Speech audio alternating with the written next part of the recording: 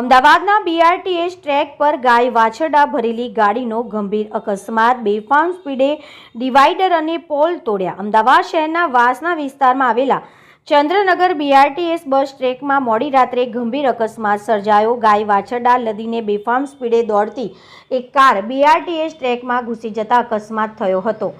પ્રાપ્ત માહિતી અનુસાર વાછરડા લઈને જતી કાર લગભગ 100 કિલોમીટર પ્રતિ કલાકથી વધુની ઝડપે બીઆરટીએસ ટ્રેકમાં દોડી રહી હતી.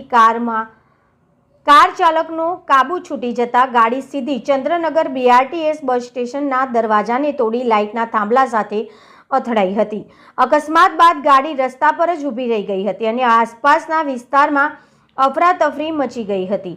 અકસ્માતનો અવાજ સાંભળતા જ સ્થાનિક લોકો દોડી આવ્યા હતા. જ્યારે લોકોએ કારની અંદર જોયું ત્યારે ખુલ્લી અને અમાનવીય હાલતમાં 4 જેટલા વાછરડા ખીચોખીચ ભરેલા હોવાનું સામે આવ્યું હતું.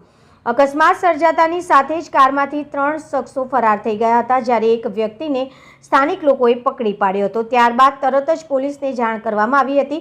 ઘટનાની જાણ મળતા જ પાલડી પોલીસ ઘટના સ્થળે પહોંચી હતી અને સમગ્ર મામલે તપાસ શરૂ કરી હતી. પોલીસ દ્વારા કારમાંથી 3 ગાય અને 1 વાછરડું મળી આવ્યું હતું.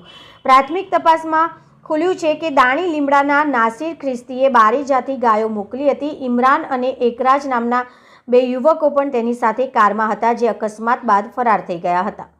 સ્થાનિક સૂત્રોના જણાવ્યા મુજબ ગૌરક્ષકો દ્વારા ગૌવંશની તસ્કરી થતી હોવાની શંકા પરથી આ કારનો પીછો કરવામાં આવી રહ્યો હતો. ગૌરક્ષકો નજીક આવતા કાર ચાલકે ઝડપથી વધારી દેતા બેકાબુ સ્પીડ કારના કારણે બીઆરટીએસ ટ્રેકમાં અકસ્માત સર્જાયો હોવાનું માનવામાં આવી રહ્યું છે.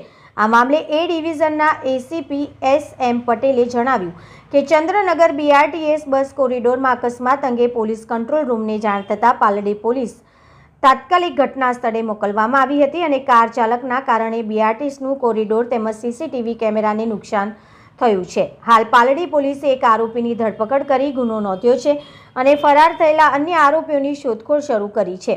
પોલીસે સમગ્ર ઘટનાની ગંભીરતાથી તપાસ હાથ ધરી છે અને ગૌવંશ તસ્કરી સાથે સંકળાયેલા તમામ પાસાઓની તપાસ ચાલી રહી છે. ભાવિક પટેલ.